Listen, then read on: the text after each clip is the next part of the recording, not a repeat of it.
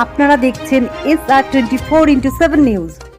Operation সিন্দুরের সাফল্যে ভারতীয় সেনাবাহিনীদের সম্মান জানাতে ভারতের জাতীয় পতাকা নিয়ে এক পদযাত্রা কর্মসূচির আয়োজন করল তৃণমূল কংগ্রেস। মাননীয় মুখ্যমন্ত্রী মমতা বন্দ্যোপাধ্যায়ের নির্দেশে বরানগর পৌরসভার 9 নম্বর ওয়ার্ডের পৌরপিতা রামকৃষ্ণ পালের উদ্যোগে এক পদযাত্রার আয়োজন করা হয়। কয়েকশো মানুষ এই পদযাত্রায় অংশগ্রহণ করেছিল। সকলেই বীর সৈনিকদের প্রতি শ্রদ্ধা জ্ঞাপন করেন।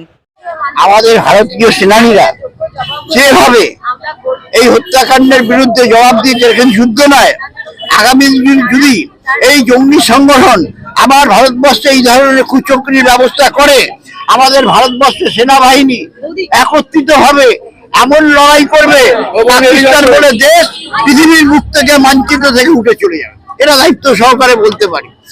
পৃথিবীতে অনেক দেশ আছে, কোন দেশ এত জঙ্গি সংগঠন ব্যবহার করে না। আরে জমি সুরক্ষার জন্য লড়াই হবে, মানুষকে কেন খুন করবে?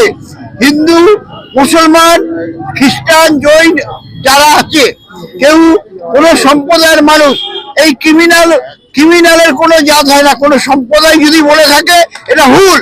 ক্রিমিনালের কোনো জাত হয় না, উগ্রবাদীর কোনো জাত হয় না, এরা হচ্ছে উগ্রবাদী। এদের সমূলে উৎপাদিত করতে হবে। উৎপাদিত লক্ষ্যকে সামনে রেখে আমাদের বীর সেনানীরা অনেকে কয়েকজন নিহত হয়েছে এবং আরো যারা বীর সেনানী লড়াই করছে তাদের লড়াইকে আমরা সাধুবাদ জানিয়ে, আর যারা নিহত হয়েছে তাদের স্মৃতির প্রতি শ্রদ্ধা নিবেদন করতেই আমাদের দলের নেত্রী মমতা বন্দ্যোপাধ্যায়ের নির্দেশে আজকের এই মিছিল। নিশ্চিত আমাদের ভারতবর্ষে যে তিনটে বাহিনী আছে, জল, স্থল, আকাশ, এই দুটো বাহিনী হচ্ছে নারী শক্তি। আজকে মমতা বন্দ্যোপাধ্যায় নারী শক্তি হিসাবে সারা পশ্চিমবাংলায় চালাচ্ছেন। তিনি নির্দেশ করেন, ভারত সরকার কিন্তু আমাদের নয়, কিন্তু আগে হচ্ছে আমাদের দেশ, তারপর হচ্ছে আমরা।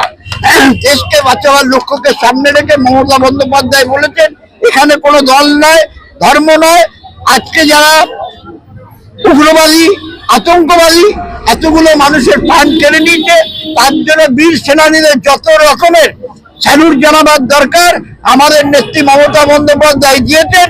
আমরাও তৃণমূল কর্মী হিসাবে আজকে আমাদের কর্তব্যটা পালন করেছি।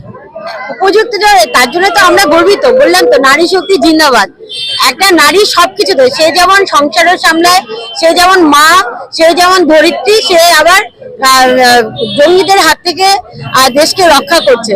তাই নারী শক্তি জিন্দাবাদ তো অবশ্যই। তাদের যারা এই সিন্দুর অপারেশন করেছে তাদেরকে আমরা ধন্যবাদ জানাই। যে এইভাবে আমরা তাই সবসময় বলি নারী শক্তি জিন্দাবাদ।